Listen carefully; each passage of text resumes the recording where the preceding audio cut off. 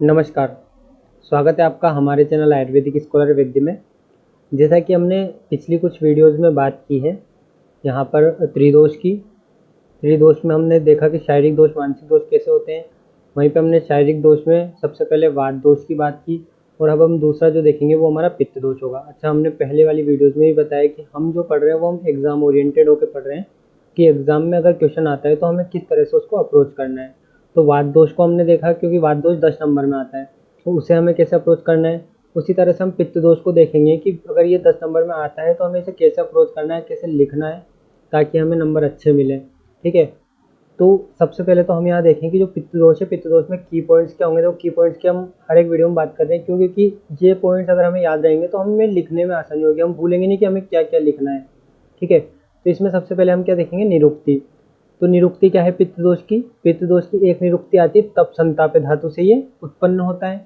दूसरा आती है तपयति इति पित्तम, यानी कि जिससे तपन होता है, तपयति इति पित्तम। ठीक है, इसके बाद में यहाँ पे कहा गया है पित्त के बारे में कि पित्त क्या कार्य करता है। तो देखो, शरीर में क्या होता है ना कि जो भी हमारी अग्नि काम कर रही है, इसके हम मॉडर्न लैंग्वेज में क्या कहते हैं कि जो भी हमारे गैस्ट्रिक जूसेस वगैरह वर्क कर रहे हैं, वो जो भी वर्क कर रहे हैं वो यहाँ पे दहन का वर्क है या ऊष्मा का वर्क हो रहा है। तो वो सारे किस वजह से हो रहे हैं, पित्त के कारण हो रहे हैं। ये यहाँ पे पित्त के बारे में बताया गया है। यानी कि कहा गया है कि शरीर में जो अग्नि कर्म का करता है, जो पाचन आदि क्रियाएं करवा रहा है, वो कौन है, पित्त है। ठीक है, ऐसे ही हमने जब वात की बात की थी तो वात में हमने देखा था कि वात में जैसे हमने त्रिगुण की बात की, तो त्रिगुण में क्या है, सत्व रजतम। तो वात जो था वो रजगुण प्रधान था। ऐसे ही जो पित्त है वो सत्वगुण प्रधान यहाँ पे है। ठीक, अब इसके बाद में देखो, इसके बाद में कुछ यहाँ पे इंट्रो में ये सारा लिखना है हमें। निरुक्ति लिखी, उसके बाद में ये इंट्रो चल रहा है हमारा कि दहन और उष्णन का कार्य करता है, शरीर में अग्निकर्म का करता है, पित्त सत्वगुण प्रधान होता है। वहीं पे इसके और क्या कार्य है, शरीर में जो कांति होती है, जो बॉडी लश्चर है, तेज हो गया, शौर्य हो गया, साहस हो गया, वर्ण हो गया, ये सारे किसके कार्य है, ये सारे कार्य होते हैं पित्त के। ठीक, अब देखो, पहला हमने देखा निरुक्ति और ये कुछ इसका इंट्रोडक्शन, इतना तो ये तो हमें शुरुआत में लिखना ही है। ठीक है, इसके बाद में हम कहाँ से शुरू करेंगे, पित्त के गुण। अब देखो, सभी आचार्यों ने अपने अपने अनुसार अलग अलग गुण, अलग अलग कर्म और स्थान बताए हैं। ठीक है, हमें कोई भी एक आचार्य का पकड़ना है जो हमें याद हो जाए और उसी को हमें एग्जाम में लिखना है। हमें सारे आचार्यों के एग्जाम में नहीं लिखने होते, सिर्फ कोई भी एक आचार्य का जो आपको आसानी से याद हो जाए। तो हम जो देखेंगे वो होगा यहाँ पे आचार्य चरक का। आचार्य चरक ने क्या कहा है, आचार्य चरक ने यहाँ पे बताया स स्नेहम उष्णम तीक्ष्णम च द्रव्यम अम्लम सरम कटु विपरीत गुणे पित्तम द्रव्यराशु प्रशाम्यति। यानी कि यहाँ पर क्या कहा गया है, स स्नेहम उष्णम तीक्ष्णम। स स्नेह क्यों कहा गया है, क्योंकि स्नेह युक्त होता है, यहाँ पर ये स्नेह से युक्त होता है। वहीं पे हमने पहले ही बात की है कि जो पित्त है वो उसमें उष्ण का गुण है, तो ये उष्ण इसमें होता है। दूसरा यहाँ पे तीक्ष्ण है। च द्रव्यम अम्लम सरम कटु, द्रव है, यहाँ पे ये द्रव होगा, द्रव्य नहीं द्रव, यहाँ पर होगा द्रवम अम्लम सरम कटु। देखो, द्रव्य और द्रव तुम्हें पता ही है, दो अलग अलग चीजें हैं। तो यहाँ पे द्रव यानी कि लिक्विड फॉर्म में, अम्ल और सरम कटु, सर यानी कि चल, यहाँ पे ये बॉडी में रहता है। कटु इसका गुण है। विपरीत गुणे पित्तम द्रव्य राशु प्रशाम्यति, यानी कि क्या कहा गया है कि जब भी हम पित्त के इन गुणों के विपरीत, यानी कि हमने क्या देखा, स स्नेह यानी कि स्नेह से युक्त है। ठीक, दूसरा इसमें क्या है, उष्णता है, इसमें उष्णता है। अगला यहाँ पे ये तीक्ष्ण भी है। ठीक, उसके बाद ये द्रव भी है और इसमें अम्लीय गुण भी है। वहाँ पे सर भी इसको कहा गया है, कटु भी इसको कहा गया है। अब ये जितने भी गुण बताए हैं, जब हम इन सब गुणों के विपरीत गुणों का सेवन करते हैं, जब हम इन सब गुणों के विपरीत गुणों का सेवन करते हैं तो क्या होता है, तो पित्त का शमन होता है। मान लो कोई भी, अच्छा हमने हम पदार्थ विज्ञान में सामान्य विशेष का सिद्धांत पढ़ते हैं। हम क्या कहते हैं, सामान्य से सामान्य की वृद्धि होती है और विशेष से यहाँ पे विशेष से ह्रास होता है। तो यहाँ पे जैसा कि हम देख रहे हैं कि स्नेह गुण युक्त है, तो यहाँ पे अगर हम रुक्षता का प्रयोग करेंगे तो क्या पित्त का प्रशमन होगा, बिल्कुल होगा। अगर ये उष्ण गुण युक्त है तो यहाँ पे हम शीत का प्रयोग करेंगे, शीत द्रव्यों का प्रयोग करेंगे, तो उससे भी पित्त का शमन होगा। ऐसे ही जितने यहाँ पे गुण दिए गए हैं, अगर इन गुणों के विपरीत गुण वाले द्रव्यों का हम प्रयोग करेंगे तो पित्त का शमन होगा, ये यहाँ पे बताया गया है। ठीक, तो ये श्लोक लिखो, श्लोक का मतलब लिखो अच्छे से, ठीक है, जैसा तुम्हें याद है। जरूरी नहीं है तुम बुकिश लैंग्वेज लिखो, तुम्हें श्लोक अगर याद है तो तुम अपनी लैंग्वेज में उसको लिखो, नंबर मिलेंगे, पक्का मिलेंगे, बस तुम ये अपनी लैंग्वेज में लिखो इसको, लेकिन तुम्हें उसके लिए ना श्लोक याद होना चाहिए। इसलिए किसी भी एक आचार्य का अभी के लिए, देखो पीजी के लिए तो ना तुम्हें अलग अलग आचार्यों के अनुसार याद होना चाहिए किस आचार्य ने क्या बताया, लेकिन अभी जब यूनिवर्सिटी एग्जाम दोगे तो किसी भी एक आचार्य का अगर तुम्हें याद है, कि यूनिवर्सिटी एग्जाम में ना कभी भी ये नहीं पूछा जाता कि उन आचार्य के अनुसार बताओ, ठीक है, आपको जैसा जो श्लोक याद होता है जिन आचार्य का, वो आप याद करो और वो लिखो एग्जाम में। तो ये पित्त के हो गए गुण, ठीक है। अब अगला क्या है, पित्त के कर्म। तो पित्त के कर्म में क्या बताया, देखो पित्त के कर्म भी हम आचार्य चरक के अनुसार देखेंगे। पित्त के कर्म में क्या बताया है, दर्शनम पंक्ति रुष्मा च सुतृष्णा देह मार्दवम प्रभा प्रसादो मेधा च पित्त कर्मा विकारजम। यानी कि यहाँ पे क्या बताया कि हमारे शरीर में जो हम देख रहे हैं, जिनसे हम देख पा रहे हैं, वो क्रिया भी किसके द्वारा हो रही है, पित्त के द्वारा। यानी कि देखो होता क्या है कि बॉडी में जितने भी कर्म हो रहे हैं, शुभ अशुभ, ऐसा कहा गया है कि शुभ अशुभ जो भी कर्म हो रहे हैं, ठीक है, जैसे देखना, न देखना, यहाँ पे पाचन होना, पाचन का ना होना, ये जितने भी हैं, भय क्रोध, जैसा कि हमने पित्त के शुरुआत में इंट्रोडक्शन में देखा था कि भय क्रोध शौर्य हर्ष मोह प्रसाद, ये सारा किसके कार्य है, पित्त के कार्य हैं। तो यहाँ पे श्लोक में क्या कहा गया है, दर्शनम पक्ति रुष्मा च सुतृष्णा देह मार्दमम, यानी कि दर्शन यानी देखने की क्रिया, दर्शन यानी कि देखने की क्रिया, ठीक है, पक्ति यानी कि पाचन की क्रिया, सुतृष्णा देह मार्दवम, शुद्ध तृष्णा देह मार्दवम। शुद्ध तृष्णा देह मार्दवम का मतलब क्या है कि यहाँ पे भूख और प्यास, ये हमारा हो गया भूख और प्यास, ठीक। देह मार्दवम यानी कि यहाँ पे कहा गया है कि जो देह की मृदुता है, देह मार्दवम का मतलब क्या है, देह की मृदुता, ठीक। इसके बाद में कहा गया है प्रभा प्रसादों मेधा च। प्रभा और प्रसादों का मतलब क्या है कि देखो प्रसादों यहाँ पे जो कहा गया है प्रसन्नता के लिए कहा गया है। प्रसन्नता किसकी, मन की प्रसन्नता, मन की प्रसन्नता। और प्रभा जो भी हमारी बॉडी में जो भी लश्कर होगा, प्रभा होगी, वो सारा किसके कारण होगा, पित्त के कारण। वहीं पे मेधा बुद्धि के बारे में बताया गया है, ये सारे किसके कार्य है, ये अविकृत। अच्छा यहाँ पे देखो क्या लिखा है, पित्त कर्म अविकारजम। अविकारजम यानी कि जो विकृत कफ नहीं है, यानी कि जो प्राकृत कफ है, ये किसके गुण है, प्राकृत कफ, प्राकृत पित्त के गुण है, जो विकृत नहीं है, जो प्राकृत पित्त है, मैं कफ बोल गया था, पित्त प्राकृत पित्त के कर्म है ये, इसलिए यहाँ पे कहा गया है पित्त कर्म अविकारजम, अविकृत पित्त के यहाँ पे कर्म बताए गए हैं, ठीक। तो ये हमारे पास में पित्त के कर्म हो गए। अब देखो तुम्हें ऐसे नहीं लिखना है एग्जाम में जैसे मैं लिख रहा हूँ, तुम्हें प्रॉपर लैंग्वेज में लिखना है, ठीक है, ज़्यादा भी नहीं, 2 लाइन लिखो, इसी का हिंदी में अनुवाद कर दो, लेकिन लिखो अच्छे से, ठीक। लेकिन उसके लिए तुम्हें श्लोक याद होना चाहिए, तो श्लोक को याद करो। इसके बाद में अगला पॉइंट हमारा क्या होगा, पित्त के स्थान। तो पित्त के स्थान में क्या कहा गया है, पित्त के स्थान में कहा गया है स्वेदो रसो लसिका रुधिरम आमाशयश्च पित्त स्थानानि तत्राप्य आमाशयो विशेषण विशेषण पित्त स्थानम। यानी कि स्वेदो, स्वेदो का मतलब क्या हो गया, स्वेद रसो यानी कि जो भी हमारी बॉडी में रस धातु का यहाँ पे बताया गया है, जो भी द्रव है, लसिका लिम्फ के लिए बताया गया है, वहीं पर रुधिर बताया गया है, रुधिर, आमाशयश्च, आमाशय यानी कि कहाँ पे है ये, आमाशय में, आमाशय में ये सारे स्थान है, स्वेद है, रस है, लसिका है, लसिका यहाँ पे लिम्फम बोल देते हैं कई बार, ठीक। रुधिर हो गया, आमाशय हो गया, ये सारे किसके स्थान है, ये सारे स्थान है पित्त के। लेकिन तत्रापि आमाशयो, आमाशयो विशेषण पित्त स्थान, यानी कि विशेष स्थान क्या है पित्त का, ये ऑप्शनल में पूछा जा सकता है, विशेष स्थान क्या है पित्त का आचार्य चरक के अनुसार, आमाशय। आमाशय आचार्य चरक ने पित्त का विशेष स्थान बताया है, क्योंकि देखो पित्त का जब हम बात करते हैं तो उष्णता की बात करते हैं। उष्णता मेनली कहाँ कार्य करती है, पाचन दीपन आदि, जो यानी कि पाचन में मेनली कार्य करती है, तो इसलिए इसका विशेष स्थान भी क्या बता दिया गया है यहाँ पे, आमाशय, ठीक। इसके बाद आते हैं पित्त के भेद। पित्त के भेद में क्या आएगा, देखो पित्त के, जैसे हमने वात के 5 भेद पढ़े थे, ठीक है, प्राण उदान समान ज्ञान अपान, ठीक है, ऐसे ही जो पित्त है, पित्त के भी 5 भेद है। कौन कौन से, एक हो गया पाचक, पाचक पित्त, एक हो गया रंजक पित्त, रंजक पित्त, एक हो गया साधक पित्त, एक हो गया आलोचक पित्त, और एक हो गया भ्राजक पित्त। अब देखो बहुत इजी है, एक पाचक पित्त का श्लोक है जो हर बार वाइवा में पूछा जाता है, तो इसको ना रट लेना, ठीक है, वाइवा में बहुत पूछा जाता है पाचक पित्त का श्लोक।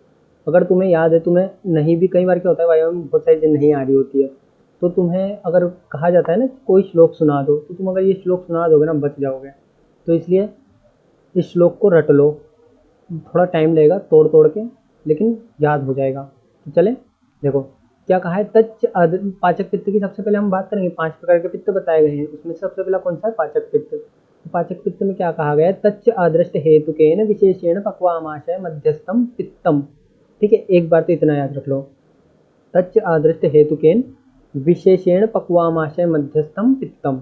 ठीक, उसके बाद चतुर्विधम अन्नपानम पचति विवेच्यति च दोषरसमूत्र पुरुषाणि तत्रस्थमेव च आत्मशक्त्या शेषाणां पित्तस्थानानां शरीरस्य च अग्निकर्म अनुग्रह करोति तस्मिन् पित्ते पाचको अग्निरिति संज्ञा। ठीक है, यानी कि क्या कहा गया है? तच्च अदृष्ट हेतुकेन। तच्च अदृष्ट हेतुकेन में का मतलब क्या है? यहाँ पे तच्च की लिखा है, तत्च अदृष्ट हेतुकेन। अदृष्ट हेतुकेन यानी कि जिन कर्मों को हमने देखा भी नहीं है, जिन कारणों को हमने देखा भी नहीं है, जानते भी नहीं, उनके कारण यहाँ पे पित्त है। कहाँ है? तो पक्वाशय, पक्वाशय और आमाशय के मध्य, पक्वाशय और आमाशय के मध्य में पाचक पित्त है। ठीक, उसके बाद क्या कहा गया? चतुर्विधम अन्नपान। अच्छा, चतुर्विध अन्नपान कौन सा होता है? तो चतुर्विध अन्न की जब हम यहाँ पे बात करते हैं, तो चतुर्विध अन्न में क्या आता है? हमने कई बार पढ़ा है, पेय, लेह, भोज्य, भक्ष्य, यानी कि जो पीने की चीज़ें हैं, जो चाटने की चीज़ें हैं, जो खाने की चीज़ें हैं, जो निगलने की चीज़ें, ये सारी 4 प्रकार के होते हैं। यहाँ पे लिख लेना। चतुर्विध अन्न कौन सा होता है? चतुर्विध अन्न, इसमें अशित, खादित, पीत और ले, ये 4 प्रकार का यहाँ पे अन्न बताया, जिन्हें हम पेय, ले, भोज्य, भक्ष्य सारा भी कह सकते हैं। ठीक है, चतुर्विध अन्न हो गया। इसके बाद में कहा है पचति विवेचति च दोष रसमूत्र पुरुषाणि, यानी कि ये यहाँ पे क्या कहा है कि चतुर्विध अन्नपानम पचति विवेचति च, यानी चतुर्विध अन्नपान का क्या करता है? ये पाचन करता है। ये जो चतुर्विध अन्नपान है, इसका कौन पाचन कर रहा है? पाचक पित्त पाचन कर रहा है। वहीं पे च दोष रसमूत्र पुरुषाणि, यानी कि जो विवेचन, विवेचति च, विवेचन का मतलब क्या हुआ? अलग अलग करना। विवेचन का मतलब यहाँ पे क्या हुआ? अलग अलग करना। विवेचयति, विवेचयति यानी कि बांटता है, बांटता है। किस किस को बांटता है? तो यहाँ पे ये दोष रस का, यहाँ पे पुरुष मतलब जो भी हमारा दोष रस मूत्र पुरुष होगा, इनको मल को, ठीक है, मल भाग और जो रस भाग है या धातु भाग है, इन दोनों को अलग अलग करता है। तो रस भाग तो कहाँ चला जाएगा? जो भी हमें यूज़ करना है वो सारा यूज़ हो जाएगा, और जो मल भाग है वो शरीर से त्याग कर दिया जाएगा। तो उसको बोलते हैं विवेचन करना। तो विवेचन का काम भी कौन कर रहा है? पाचक पित्त कर रहा है।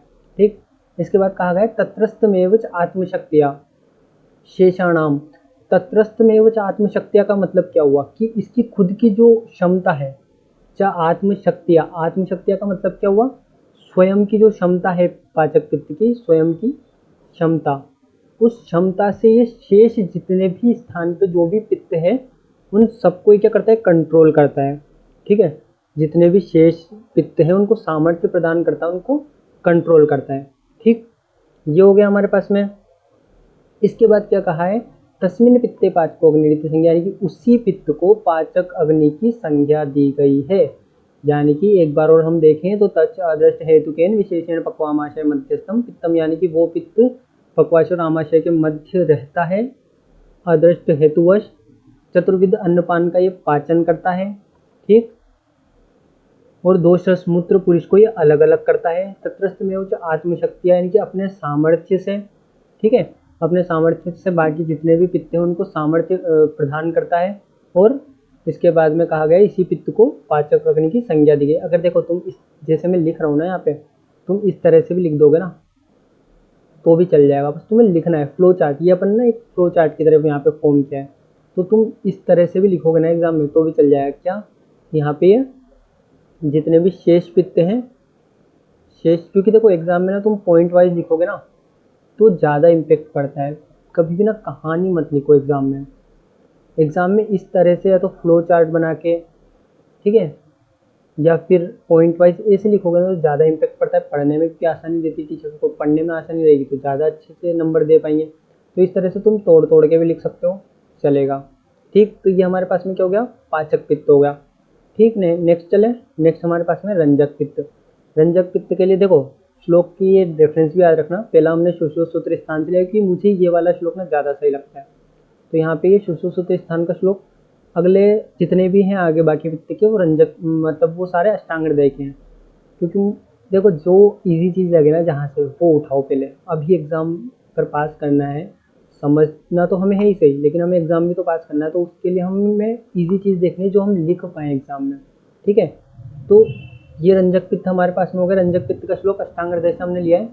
क्या कहा है, आमाशय आश्रयम पित्तम रंजकम रस रंजनात्, यानी कि वो पित्त जो आमाशय में आश्रित है, आमाशय में आश्रित या आमाशय में रहता है, ठीक है, और रस का रंजन करता है, रस का रंजन करता है। रस का रंजन यानी कि अपन ने सप्त धातु पढ़ते हैं ना, रस रक्त मांस मेद अस्थि मज्जा शुक्र, तो रस का रंजन करके उसको किस में परिवर्तित कर देता है, रस। ठीक है, इसका रंजन करेगा, इसको रक्त में परिवर्तित करता है। तो ये काम कौन करता है, ये काम करता है रंजक पित्त। रंजक पित्त, वहीं पे देखो जो आचार्य सुश्रुत है ना, आचार्य सुश्रुत ने इसके लिए क्या कहा है। अच्छा, हमें पता है कि मॉडर्न क्या साइंस में क्या है, मॉडर्न साइंस क्या कहता है कि जो रक्त है उसका फॉर्मेशन कहाँ हो रहा है, से प्लीहा में हो रहा है, ठीक है, स्प्लीन जिसको हम कहते हैं, वहीं पे लीवर में हो रहा है। तो आचार्य सुश्रुत ने भी कुछ कुछ इसी तरह की चीज़ें बताई है। आचार्य सुश्रुत का श्लोक क्या कहता है, यत्तु यकृत प्लीहो पित्तम तस्मिन पाचको अग्निरिति संज्ञा, यानी कि यत्तु यकृत प्लीहो, यकृत और प्लीहा में जो रहता है, आचार्य सुश्रुत ने क्या कहा है, यहाँ पे बस ये चीज़ याद रखना है।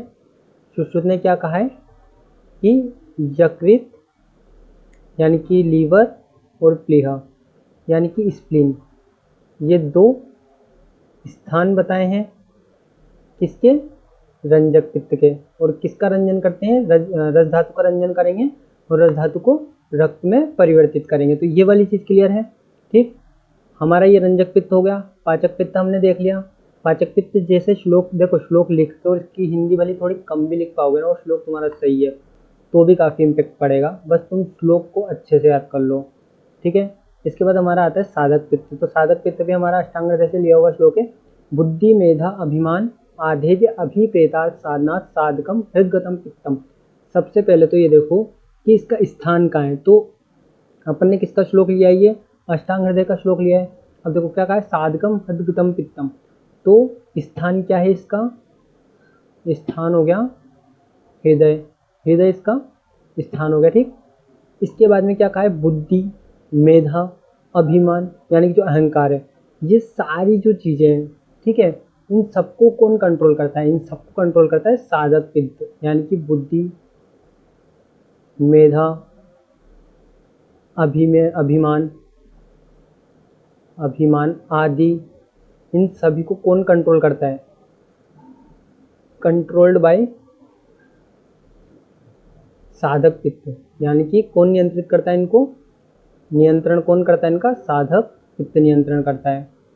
साधक पित्त स्थान क्या है, हृदय, यानी कि बुद्धि मेधा अभिमान आधेर्य अभिप्रेतार्थ साधना साधकम हृदगतम पित्तम।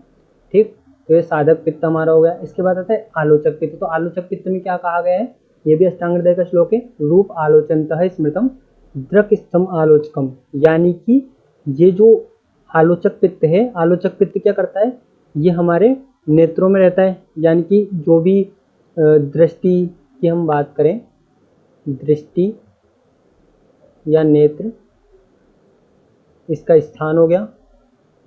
और देखने की क्रिया, यानी कि हम जो भी देख पा रहे हैं, जो भी रूप का दर्शन कर पा रहे हैं, रूप आलोचनतः स्मृतम, रूप का दर्शन, ये क्या हो गया, इसका कर्म हो गया।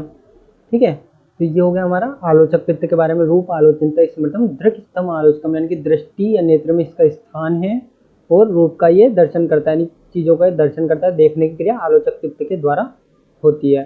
ठीक, इसके बाद आता है भ्राजक पित्त। अब भ्राजक पित्त देखो, भ्राजक भ्राजक यानी कि अब ये भ्राजन की एकदम कहना कि निखारता है, निखार। तो त्वक स्थम आलोचकम, त्वक्स्तंभ भ्राजकम भ्राजनात् त्वचा, त्वक्स्तंभ भ्राजकम भ्राजनात् त्वचा। भ्राजक का मतलब यहाँ पे क्या हुआ, चमक, चमक, यहाँ पे निखारता है, चमक लाता है। तो क्या कहा है, भ्राजनात् त्वचा, स्थान तो क्या हो गया, चमक कहाँ आती है, त्वचा में आती है, तो स्थान तो क्या हो गया, त्वचा हो गया। उसके बाद में क्या कहा गया है यहाँ पे, त्वक्स्तंभ भ्राजकम भ्राजनात् त्वचा, यानी कि त्वचा में स्थान है, त्वक्स्तंभ भ्राजकम भ्राजनात् त्वचा, यानी कि किसका भर्जन करेगा, भ्राजन करेगा यहाँ पे, त्वचा का, यानी कि त्वचा को भ्राजित करता है, भ्राजित करता है या चमकाता है। ठीक है, तो ये भ्राजक का मतलब क्या हो गया यहाँ पे, चमक हो गया एक तरीके से। ये भी किसका कार्य है, पित्त का। अब देखो हमने जो एक शुरू में कर्म पढ़ा था ना, जो हम देख रहे थे, उसमें सारा दिया गया था यही, तो उन्हीं को अब तोड़ तोड़ के यहाँ पे दे दिया। ठीक है, जो हमने पढ़ा था दर्शनम भक्ति रुष्मा, वो सारा यहाँ पे तोड़ तोड़ के दे दिया। ठीक है, दर्शनम भक्ति रुष्मा श्रुतृष्णा देह मार्दवम प्रभा प्रसादो मेधा च। ठीक है, पित्त कर्मा विकारजम, तो प्रभा प्रसादो, प्रभा दिया था ना, प्रभा, तो प्रभा यही है चमक। ठीक, तो ये भ्राजक पित्त वाला हो गया। तो ये वाली चीज़ क्लियर है। तो हमने पित्त के पांचों प्रकार देख लिए, इनके श्लोक याद कर लेना, पित्त के स्थान, कर्म और गुण के श्लोक याद कर लेना।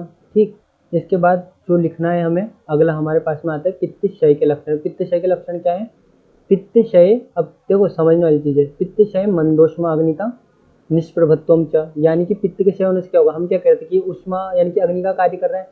तो अब जैसे ये क्षय होगा, जब पित्त का क्षय होगा, पित्त क्षय हो रहा है, तो क्या हो रहा है, यहाँ पे अग्नि का क्या होगा, अग्नि या ऊष्मा जो है वो मंद हो जाएगी, मंद, और निष्प्रभत्वम, यानी कि जो प्रभा है, प्रभा का नाश होगा। प्रभा क्या, वही भ्राजक पित्त वाला, तो प्रभा का नाश होगा।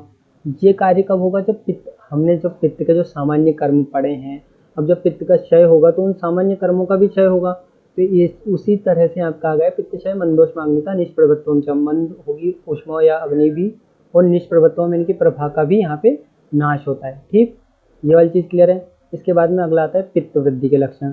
तो पित्त वृद्धि में हमारे पास में क्या आ गया, पित्त वृद्धो पित्ताउभासता संतापः शीतकामित्वम अल्पनिद्रता।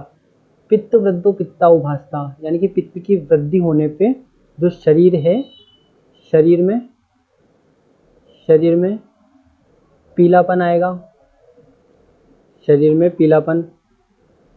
ठीक, संतापः शीतकामित्वम, अब देखो अगर पित्त की वृद्धि हो रही है तो उष्णता ज़्यादा होगी शरीर में, तो इसलिए शीत की कामना करेगा वो इसको ठंड चाहिए रहेगी, जब गर्मी ज़्यादा बढ़ेगी शरीर में तो ये व्यक्ति क्या करते हैं, शीत की कामना करते हैं।